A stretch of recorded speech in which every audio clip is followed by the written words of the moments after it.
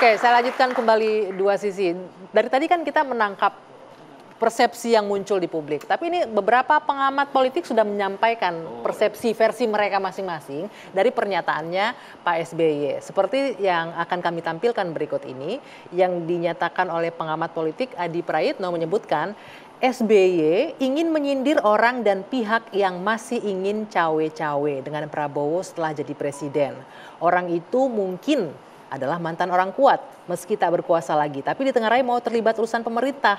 Orang tersebut harus paham bahwa presiden terpilih yang bakal dilantik pada 20 Oktober adalah satu-satunya matahari di Indonesia. Nah, dari pernyataan pengamat politik yang ini saya menangkap ya, itu orang bebas ya persepsi masing-masing terhadap pernyataan. Tapi di sini saya tangkap ini kayaknya Presiden Jokowi nanti setelah lengser masih mau cawe-cawe. Nah, ini saya mau ke timnya Projo nih, Bang Panel Barus. Bang Panel, apakah seperti ini maksud yang pesan yang ingin disampaikan oleh Pak SBY sebenarnya yang tertangkap nih di publik seperti ini gitu. Pak Jokowi masih mau cawe-cawe nanti setelah Pak Prabowo duduk sebagai presiden. Kalau kami melihat apa yang disampaikan Pak SBY ini sama ya, normatif. Ini adalah wejangan ya dari mantan presiden yang berkuasa selama 2 periode. Saya pikir ini hal yang wajar, jangan juga kemudian direspon berlebihan. Apa yang disampaikan Adi Praitno dalam fantasinya, itu kalau kata anak Medan itu kombur molotov itu.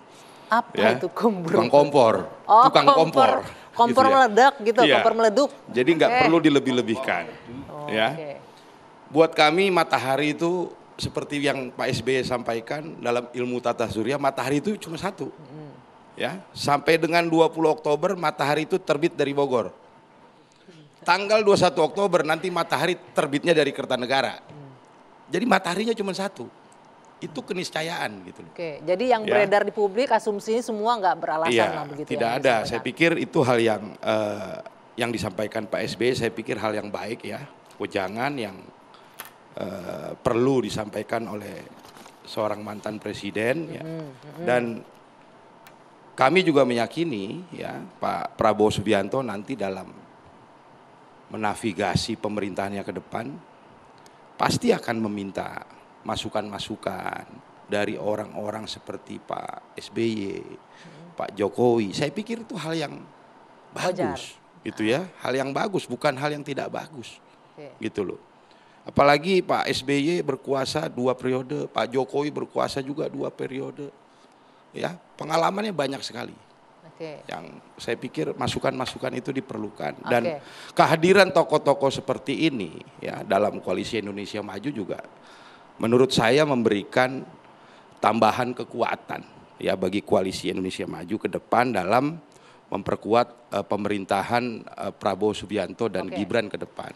Yang paling penting menurut kami hari ini mari sama-sama kita menggelorakan ya mengglorifikasi jalan politik persatuan yang sudah digariskan oleh kedua pemimpin kita ini, Pak Jokowi dan Pak Prabowo. Ya, dua pemimpin kita ini telah mengambil jalan politik persatuan untuk kemajuan. Jalan politik persatuan.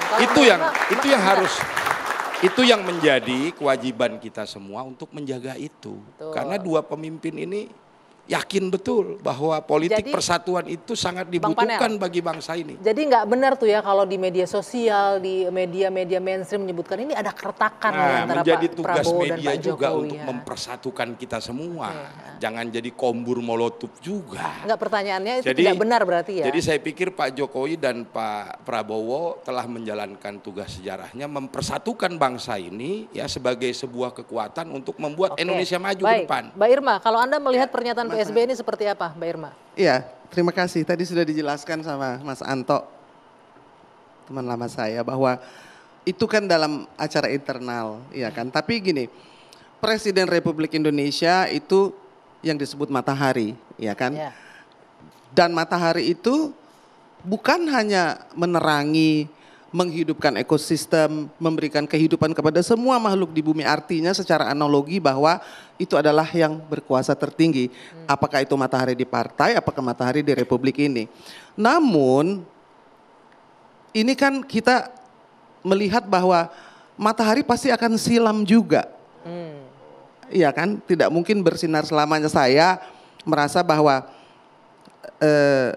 pernah ada lagunya Bimbo ya, matahari di tangan kanan, rembulan di tangan kiri. Ketika matahari silam, rembulan itu kan juga indah ya. Kalau menurut saya, banyak orang membuat puisi tentang rembulan. Rembulan itu bersinar karena ada matahari. Jadi ketika silam, saya pikir nanti tentu matahari akan berganti. Dulu Pak SBY, sekarang mataharinya menjadi AHY. Pak SBY-nya tetap bersinar sebagai rembulan karena sudah silam dan tetap bersinar dan tetap indah. Saya pikir Pak Jokowi juga yang dimaksud dalam analogi dua matahari itu, satu telah silam, yang satunya akan menjadi rembulan yang tetap menerangi. Enggak, Pak SBY ngomongnya matahari lebih dari satu. Iya, matahari itu analogi. Nyebutnya matahari satu, matahari kan dua, analogi. bahkan tiga. Bahwa dalam galaksi ini nggak mungkin ada dua lebih dari satu matahari. Jadi ketika matahari silam, kalau saya bilang sih, ya matahari dan rembulan yang sama-sama indahnya. Jadi itulah pentingnya ngomongin makanya, galaksi gitu loh. Itulah pentingnya Benar makanya Mas Anto? harus ada narasumber perempuan. Jadi melihat perspektif keindahan rembulan. gitu. Jadi ini bagus juga. Intinya begini, memang kadang-kadang kita ada confuse barangkali atau kebingung ketika ada transisi pemerintahan. Ini kita kan sekarang dalam konteks transisi pemerintahan ini. Pemerintahan Pak Jokowi sudah hampir berakhir, sementara Pak Prabowo sudah sebagai presiden terpilih, siap-siap sudah menyiapkan kabinetnya, barangkali strukturnya, nanti mungkin juga orang-orangnya, dan mulai tanggal 20 akan ada matahari baru. Nah, kami misalnya Partai Demokrat menganggap bahwa kami punya tugas adalah mengawal agar transisi ini berjalan dengan baik. Satu matahari dalam satu periode. Pada titik matahari sekarang Pak Jokowi masih tetap sebagai matahari kita, pemimpin bangsa kita sampai waktunya berakhir, dan pada titik pada tanggal 20 Oktober nanti muncul matahari baru. Pada titik itu Pak Jokowi sebagai matahari, dia kemudian menjadi rembulan. akan menjadi rembulan. Tapi yang tetap indah. Saya sih nggak langsung rembulan tuh bagus lah, lagu dangdut juga bagus, rembulan tetap akan bersinar lagi gitu ya, dangdut tuh ada begitu tuh. Tapi yang mau saya katakan, menyambung tadi ya, transisi lalu ada yang silam ada yang naik itu, dibutuhkan soft landing. Betul kan? Sehingga semua orang akan tepuk tangan, lalu ya kita tanggal 20 Oktober akan punya matahari baru bagi Indonesia sesuai jadwal, sesuai hasil pemilu gitu. Nah, yang disebut dengan soft landing ini yang mau saya katakan adalah jangan-jangan ini seperti film juga. Besok kita bicara tentang hari ini. Jadi semua orang itu dilihat track recordnya. Pernah bicara apa, seperti Fufu Fafa dan lain-lain itulah. Enggak, maksud saya gini, apa? Besok kita bicara tentang hari ini apa? Rakyat itu lagi gimana tentang soft landing ini. Apakah crash atau soft? Lah kemudian ketika muncul matahari baru, maka disitulah matahari baru akan berhadapan dengan ini theoretically ya. Akan berhadapan dengan apakah perlu berpihak kepada seseorang atau memihak rakyat.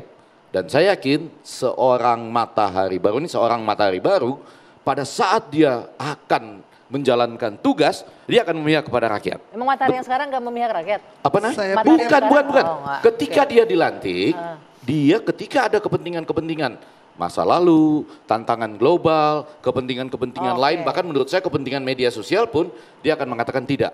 Kepentingan bangsa dan negara itu lebih penting. Kita sedang bicara tentang pasca 20 Oktober nih, yang nanti bisa kita analisis setelah 20 Oktober. Saya pikir